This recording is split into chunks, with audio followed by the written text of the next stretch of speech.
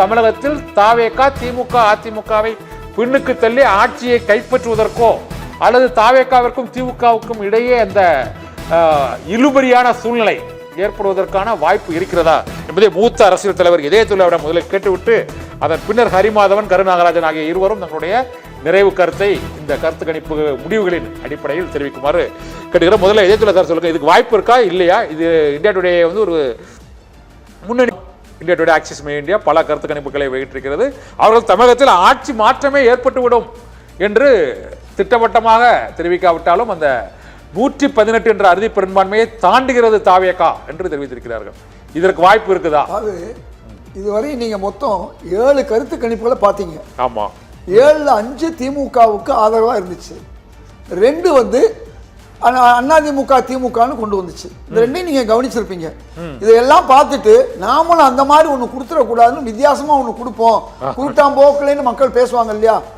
சும்மா போட்டு பார்ப்போம், வந்தா ஆக்சிஸ் இந்தியாவா அல்லது இந்தியா டுடேவான்னு பேர் வரும், இல்லைன்னா அதை பத்தி நம்ம கவலை இல்லை. ஏற்கனவே பல கருத்து கணிப்பை நாம சொல்லி தோத்து போயிருக்கோம். இதுல அட்லீஸ்ட் நம்ம முயற்சியை எடுப்போம். சாதாரண நிறுவனம் சார், முக்கியமான ஒரு நிறுவனம் தான். சும்மா நான் முக்கிய நிறுவனங்கள் தான், அது சில நேரங்கள் அமுக்கிய நிறுவனங்களா மாறிடும். முக்கிய நிறுவனங்கள் அமுக்கிய நிறுவனங்களா மாறும்.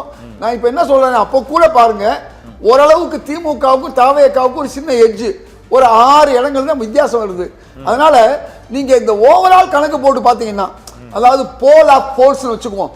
இப்ப போல் ஆஃப் போல்ஸ் வச்சுக்கிட்டா 5 நிறுவனங்கள் திமுகவுக்கும் அல்லது 6 நிறுவனங்கள் திமுகவுக்கும், 1 அதிமுகவுக்கும், 1 தாவேகாவுக்கும் சொல்லுது.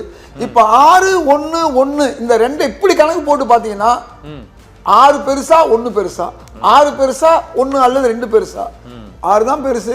ஆக கருத்து கணிப்புகள்ல போலா போல்ஸ் சொல்லுவாங்க. கருத்து கணிப்புக்கெல்லாம் கருத்து கணிப்பு அல்லது சக்கரவர்த்தின்னு சொல்லலாம். கருத்து கணிப்பில் அரசர், கருத்து கணிப்பில் சக்கரவர்த்தி என்று சொன்னால் நிச்சயமாக திமுக தான் மிகப்பெரிய வெற்றியை பெறுகிறது. அதுவும் தாவேகா வந்ததுனால திமுக அதிக இடங்களை பெறுது.